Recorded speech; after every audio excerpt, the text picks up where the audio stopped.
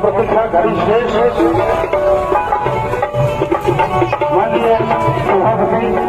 और प्रतिमा का अनावरण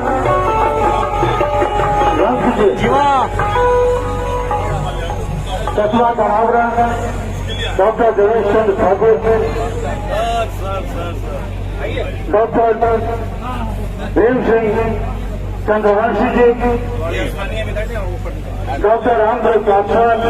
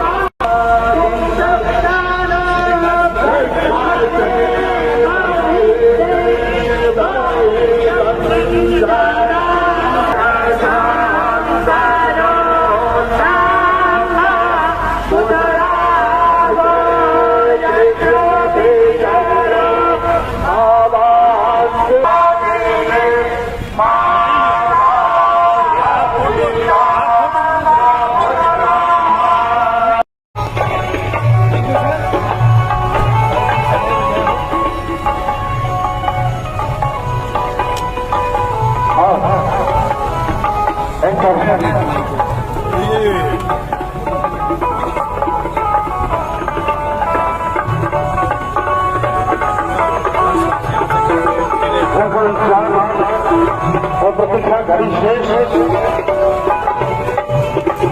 माननीय सभापति और प्रतिमा का अनावरण